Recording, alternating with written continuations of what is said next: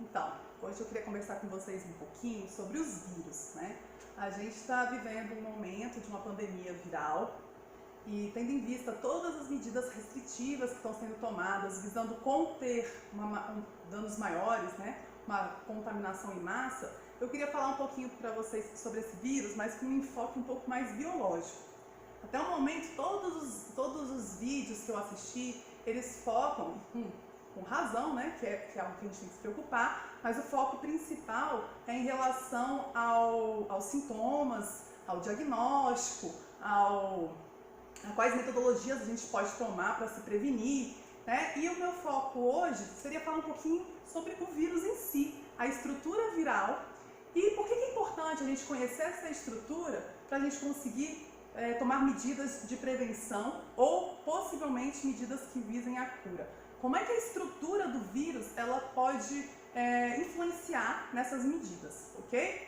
Então, para começar, eu queria lembrar com vocês o que são os vírus. Então, vírus, a palavra vírus, ela vem do latim e ela significa veneno ou toxina, algo tóxico para nós. Na realidade, os vírus, eles são elementos biológicos, elementos genéticos acelulares. Ou seja, os vírus, eles não têm estrutura celular. Por isso que existe, inclusive, ao redor dos vírus, uma grande discussão em relação a se o vírus é um ser vivo, ele pode ser classificado como um ser vivo ou não. Isso porque, basicamente, a teoria celular, ela diz que todos os seres vivos, eles são compostos por célula. E o vírus, ele é acelular. Então, isso excluiria o vírus desse grupo, né, de ser vivo. Entretanto, o vírus, ele consegue se replicar. Ele possui material genético e ele tem capacidade adaptativa. E todas essas características são características exclusivas de seres vivos. Então a gente tem essa questão de que até hoje a gente não consegue classificar o vírus como um ser vivo ou não, ok? Embora o vírus ele seja um elemento acelular, o que é interessante é que ele é um parasita intracelular obrigatório. O que significa isso? Significa que o vírus ele necessita obrigatoriamente infectar uma célula hospedeira e utilizar a maquinaria dessa célula para sua replicação. Então o vírus ele só se replica no interior de uma célula hospedeira. O vírus fora de uma célula hospedeira, ele é uma partícula inerte. Ele não se replica, ele não se multiplica, ok? Por isso que ele é um parasita intracelular obrigatório. Bom, então eu queria mostrar aqui para vocês a estrutura básica de uma partícula viral. O que é básico no vírus? Todo vírus ele possui um material genético que está localizado no seu núcleo. E esse material genético ele pode ser tanto DNA quanto RNA. Então a gente tem alguns vírus que são vírus de DNA e, inclusive, alguns vírus eles são formados por DNA fita dupla, ou seja, uma molécula de DNA similar à nossa, né? Fita dupla. Mas existem vírus também que são formados por moléculas de DNA fita simples. E, além dos vírus de DNA, nós temos os vírus de RNA. Da mesma forma, nós temos vírus de RNA fita dupla e RNA fita simples, ok? Então, existe uma grande variedade em termos de material genético entre os diferentes tipos de vírus. O material genético, ele está envolto por uma estrutura obrigatória, que é uma estrutura proteica chamada capsídeo. Okay? Então, o material genético ele fica aqui no núcleo, envolto por proteínas, e essas proteínas formam o capsídeo viral.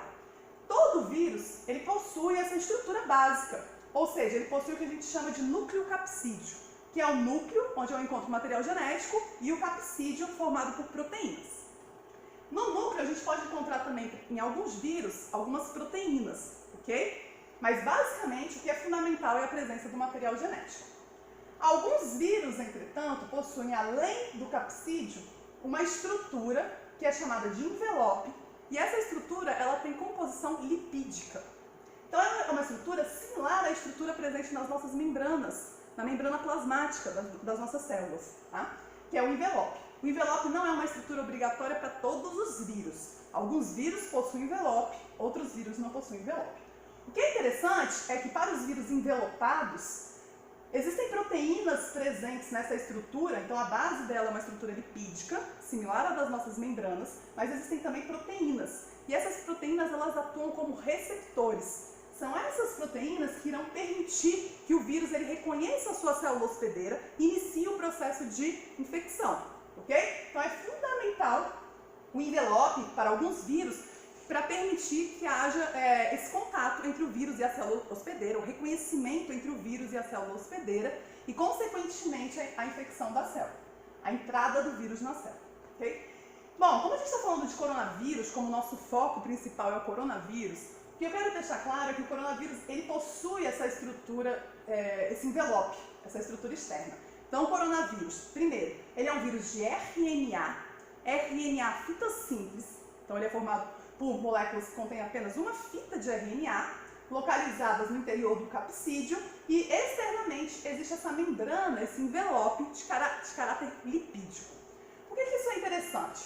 Porque eu acredito que todos vocês devem saber que atualmente uma das medidas de prevenção, né, de precaução e prevenção em relação ao contágio do vírus, do coronavírus, é nós lavarmos bem as mãos, utilizando sabão ou detergente, e o ideal é que nós lavemos as mãos por cerca de 15 segundos no mínimo, tá?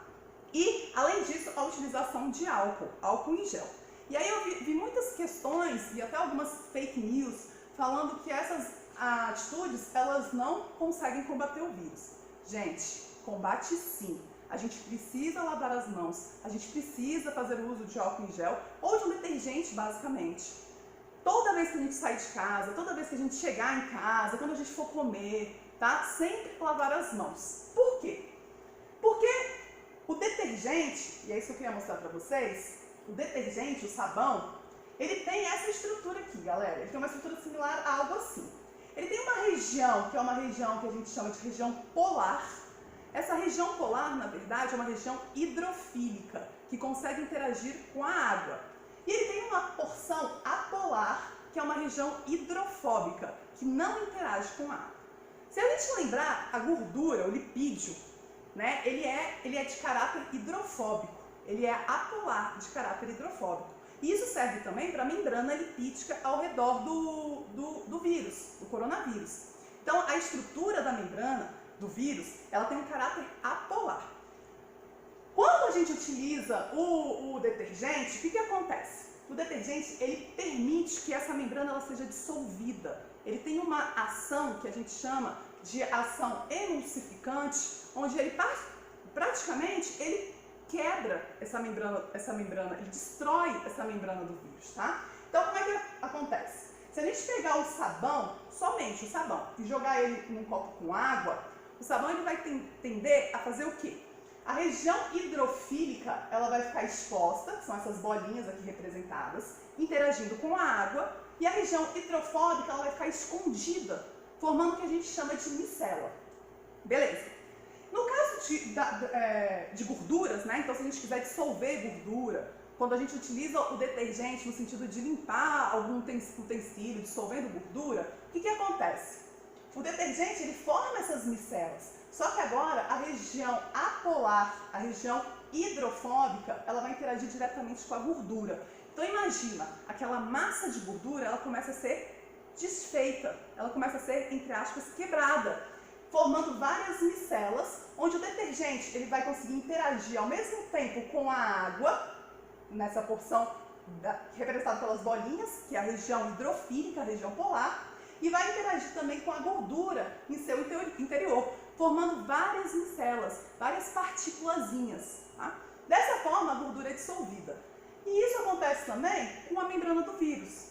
Então, a membrana do vírus, que tem caráter lipídico, ou seja, atua como uma gordura, né? Ele tem uma característica similar à de gordura. Quando a gente coloca um sabão, um detergente, aquele envelope do vírus, ele é dissolvido.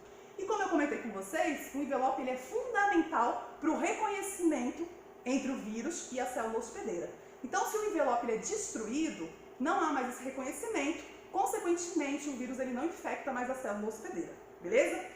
O álcool, ele também dissolve a membrana do vírus. Então, por isso que é importante a gente ter essas atitudes, né? De lavar as mãos com sabão, com detergente e também passar o álcool em gel, o álcoolzinho na mão, ok? O que mais? O outro aspecto interessante sobre a estrutura desse vírus que eu comentei é que o material genético desse vírus é um material ele é uma fita simples de RNA, tá? E essa fita simples de RNA, a gente diz que é uma fita simples senso positivo. O que significa isso? Significa dizer que uma vez dentro da célula hospedeira, o vírus ele libera esse material genético e a célula hospedeira ela utiliza esse material genético para sintetizar as proteínas virais. Esse material genético ele atua como se fosse um RNA mensageiro presente dentro da célula hospedeira. Então ele é agora um RNA que ele é lido pela maquinaria celular, pelos ribossomos, e aí a célula ela vai produzir todas as proteínas virais. Produzindo as proteínas virais, milhares de outras partículas virais são produzidas. Então, o que eu quero deixar claro? Vários outros exemplos de vírus que também têm o material genético RNA fita simples, senso positivo, assim como o coronavírus, como por exemplo, vírus da rubéola, dengue, febre amarela, entre outros, tá? E o mecanismo deles é basicamente esse. Eles infectam a célula, e lembrando que no caso do coronavírus, por ele ser envelopado, é fundamental a interação das proteínas do envelope com a célula hospedeira, para que haja essa infecção.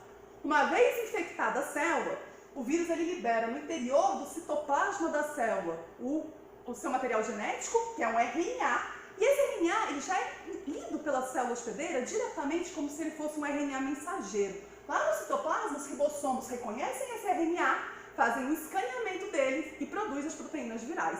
E daqui a pouco a gente vai ter milhares de partículas virais no interior dessa célula, que posteriormente elas serão liberadas e irão infectar outras e outras e outras células.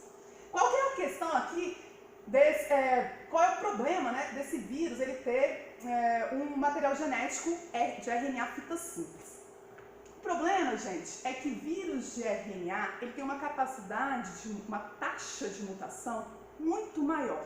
Então isso aqui é um artigo retirado da Nature, que é uma das revistas científicas mais importantes do mundo, onde ele mostra que vírus de RNA, aqui ó, ele está avaliando a taxa de mutação de vários organismos, né? De vários organismos, e ele verifica que os vírus de RNA, eles têm uma taxa de mutação maior do que aqui, ó, vírus de DNA fita dupla, e do que o vírus de DNA fita simples também. Então os vírus de RNA, eles conseguem facilmente sofrer modificações. Então, ao longo de um pequeno intervalo de tempo, a gente tem o surgimento de várias estirpes diferentes de vírus de RNA. A taxa de mutação influencia na capacidade desse vírus de se modificar, de criar novas características. Isso é extremamente importante, por quê? Porque isso dificulta muito o trabalho dos cientistas no sentido de desenvolver vacinas. Imagina, se o vírus ele tem lá uma proteína presente no seu envelope, e qual é o objetivo da vacina? O objetivo da vacina é a gente estimular o nosso organismo a produzir anticorpos contra antígenos. Lembram disso? Então, imagina que a gente quer fazer uma vacina para esse vírus de RNA, então a gente vai fazer uma solução com antígenos presentes nesse vírus, né, substâncias estranhas ao nosso corpo que estão presentes nesse vírus, ou o próprio vírus atenuado. E uma vez em contato com o nosso organismo, o nosso sistema imune irá produzir anticorpos contra esse antígeno, contra esse vírus. Beleza. O problema é que esse vírus, como ele tem uma taxa de mutação muito acelerada, o tempo todo ele está se modificando. Então, se a gente lembrar que a reação antígeno-anticorpo é específica, aquele anticorpo que reconhece o antígeno inicial, caso haja uma pequena modificação no antígeno, nesse antígeno, uma pequena modificação no vírus, aquele anticorpo não consegue reconhecer mais aquele vírus. Então ele perde o efeito. Por isso que é difícil a gente conseguir vacinas para várias infecções virais, vacinas eficazes de fato, ok? Principalmente para vírus de RNA, por conta dessa modificação para essa taxa de mutação e, consequentemente, com essa velocidade de modificação que o vírus tem, ok?